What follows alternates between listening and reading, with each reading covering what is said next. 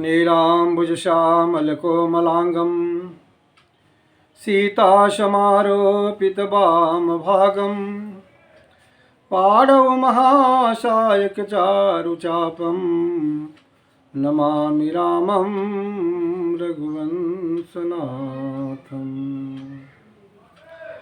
आज फाल्गुन शुक्ल पक्ष की षष्ठी तिथि, दिन शनिवार, अश्विनी नक्षत्र, ब्रह्मयोग्य,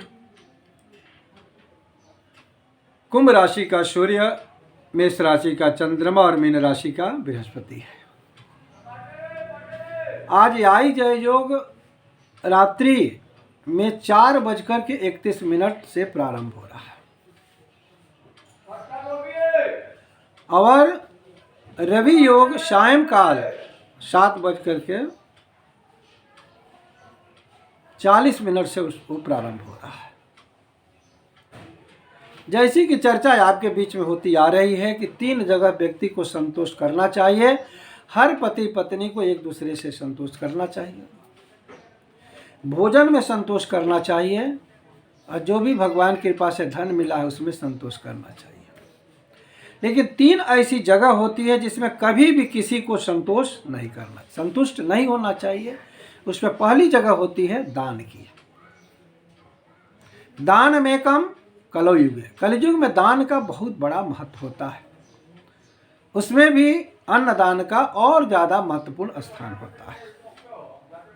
लेकिन दान देने में हमेशा विचार करना चाहिए कि जिस किसी को हम दान दे रहे हैं वो क्या सत्पात्र है, क्या वो सज्जन है, क्या कुपात्र है, कि दुर्जन है, कि दुष्ट है, क्या उस दान का वह सदुपयोग करेगा कि दुरुपयोग करेगा, इसका विचार करना बहुत जरूरी होता है।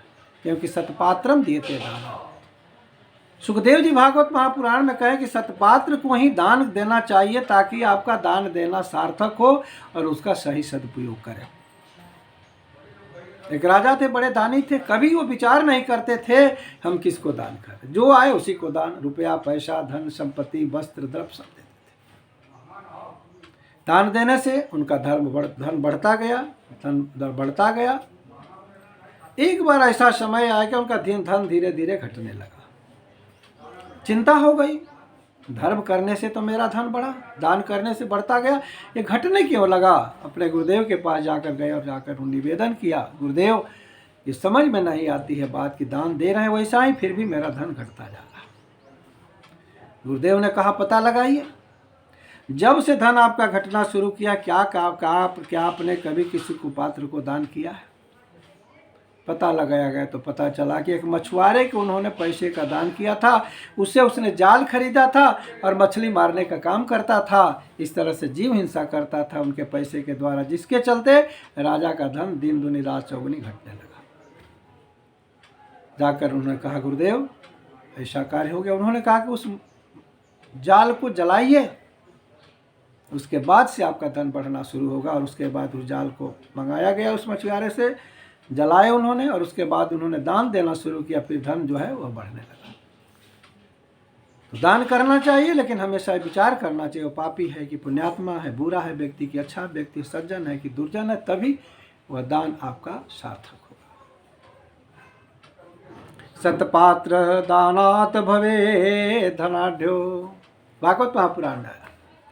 सतपात्र दानात भवे धनाढ्यो, धनाढ्य भावात परकरोति पुण्यम, पुण्य प्रभावा सर्वं प्रयाति, पुनर्धनाढ्य पुनरेव दाता।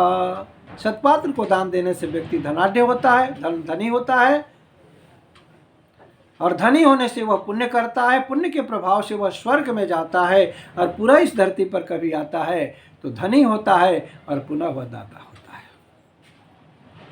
जिससे भगवान की कृपा से धन मिले उसका दान करना चाहिए, लेकिन विचार करके करना चाहिए। जो जल बाढ़े नाव में घर में बाढ़े दाम, दो हाथ बुलीचिए यही सयानो काम। नाव में अगर जल बढ़ता है, पानी बढ़ता है तो उसको बाहर निकाला जाता है, बाहर निकाला जाता है। उसी तरह से घर में जब धन आए तो दोनों हाथ से उसका दान करना चाहिए। यही बुद्धिमानों का काम होता है, यही होशियार लोगों का काम होता है। और वास्तव में इस हाथ की शोभा दान में ही है, न कि इसको घड़ी पहनने में है और न कि कंगन पहनने में। दाने न पाड़िर न तु कंकड़े न, इसलिए दान देने में कभी भी संतुष्ट नहीं होना चाहिए। जितना अधिक से अधिक दान हो देना चाहिए, जिससे आपका लोक और परलोक दोनों बनेगा, जीवन सुखी होगा, शांत होगा, समृद्ध होगा।